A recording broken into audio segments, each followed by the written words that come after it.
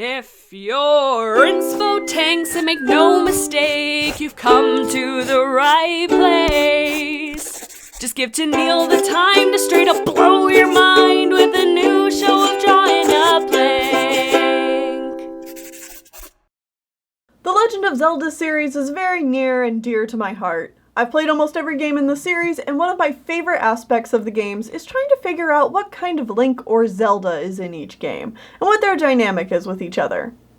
For those unfamiliar with the series, each Legend of Zelda game is usually its own unique story, with unique characters, setting, etc. But it has familiar elements come back from the series as a whole, like the player character being a green tunic wearing silent protagonist, a princess named Zelda who holds the Triforce of Wisdom, and the place you explore is often Hyrule, and many other things. But each game usually works in its own standalone game. You can go into any Zelda game without any previous knowledge, which is great for keeping the series new player friendly. So that brings me to the ship of the week, Zelink. Zelda and Link, the Princess of Hyrule and the legendary hero. Yes, I know, basic as hell, but hey, sometimes the classics just work. To be honest, I think this dynamic has a lot more interesting possibilities than what's usually presented in the games themselves. Because Zelda and Link can be reincarnated in an infinite number of ways, there's always room to take the dynamic in some new direction. But as far as the games themselves go, there's only really a handful of Z-Link pairings I actually think make for a good match. For example, everything pre-Ocarina of Time, I don't really see a romantic connection for Link with anyone. He's too much of a blank slate to really get invested in his relationship with other people in the game. Now, of course, for some, the fact that Link is a blank slate makes him even more shippable with whomever you want.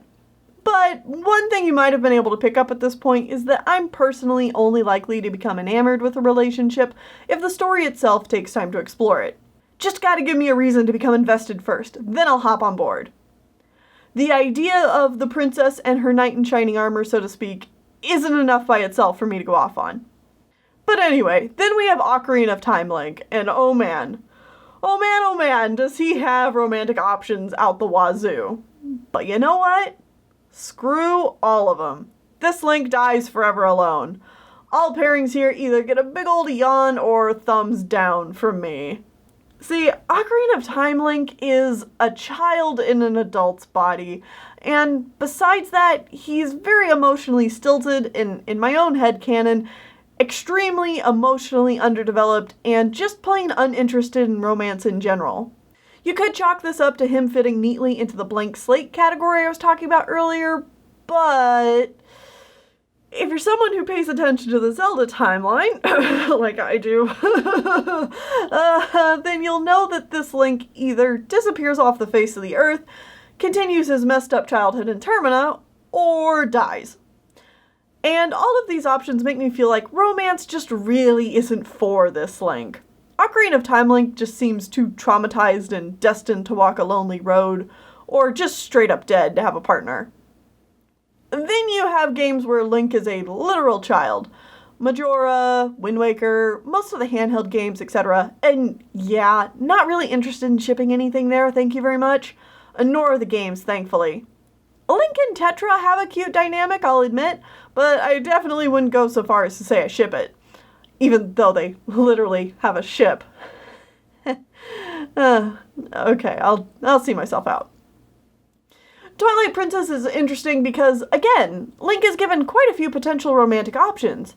Ilia, Zelda, but to me, Link and Midna, OTP and nothing else can compete. Just love Link and Midna.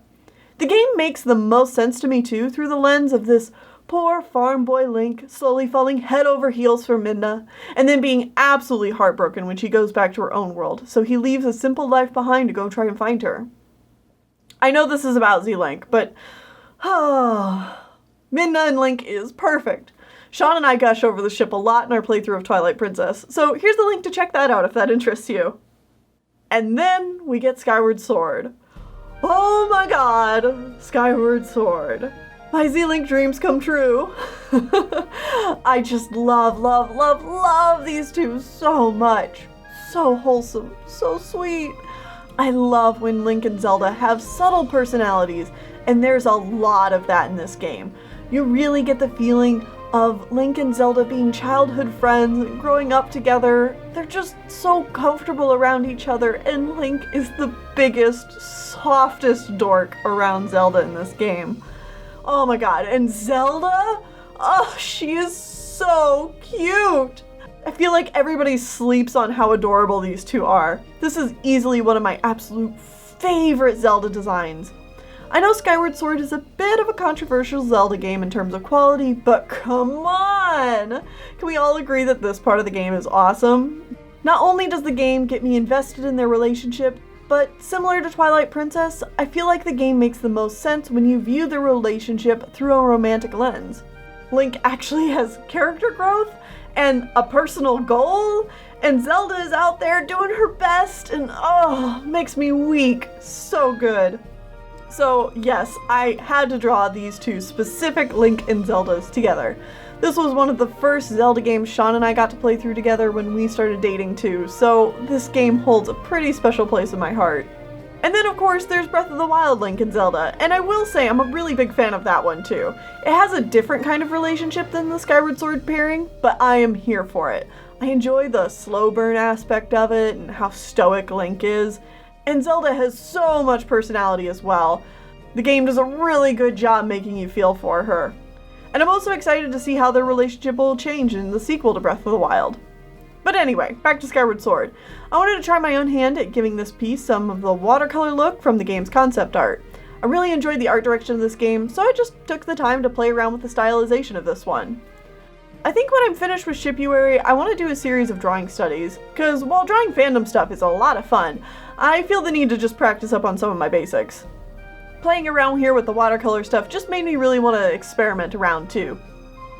I'm so happy you all have been having a fun time with Shippuary. I've gotten a lot more art sent to me of people enjoying the shipping prompt, and even some people drawing shipping art of Cloud and Moon. I love it, thank you!